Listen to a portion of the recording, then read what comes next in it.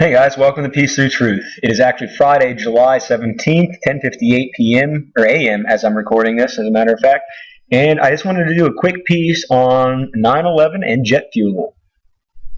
Now, pretty much anybody that's going to be watching this video is going to remember the events of 9/11/01.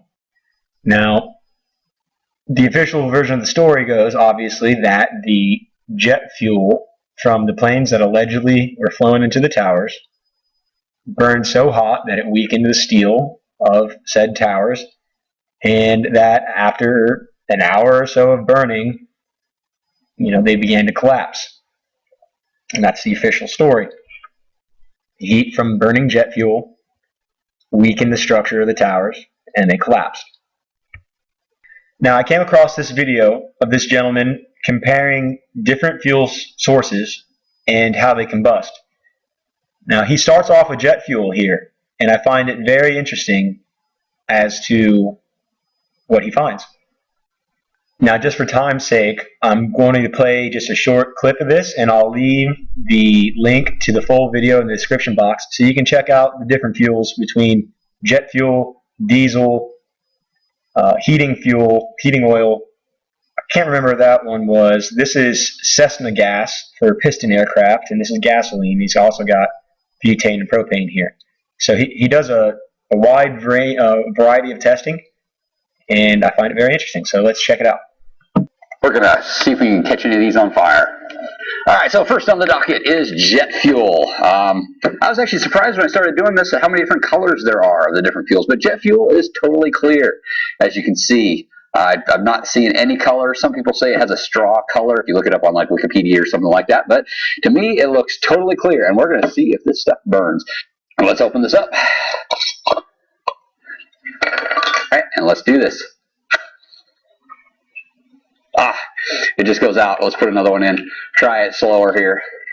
Remember, this is jet fuel. Same thing they put in Boeing 737s, Airbus A380. Okay, got that match burning nice and slow in there. And nope, it just quits. All right, let's try a different method. All right, you probably can't see the flame on there, but you can probably hear it. There we go. That's kind of cool. There's thermals in there, but it's not burning. Not burning. Flames right in there. Okay. So why is that? Well, it has to be atomized. So in a jet engine, they have nozzles that spray it in a fine mist. Fine mist, it'll burn. All right, let's try that.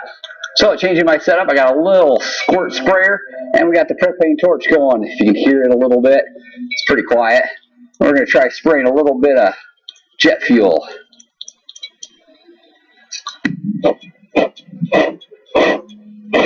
Atomized, individual atoms. Okay? That's what makes it flammable. But yet, when you don't, it doesn't do this. So, next up, we got diesel. Now, diesel kind of has a green. All right. So, from that there, I would have to make two assumptions. And, of course, assumptions are the mother of all fuck-ups. But that being said, if a plane did crash into this building, then this explosion here can be explained. That the fuel atomized was sprayed due to impact, and that impact and spray combined made these fireballs. Okay, so that in itself could be considered legitimate. Now, where I have a problem with this jet fuel weakening the strength of the building's theory is that we have seen in that demonstration that jet fuel will not burn unless atomized. It just goes out. Let's put another one.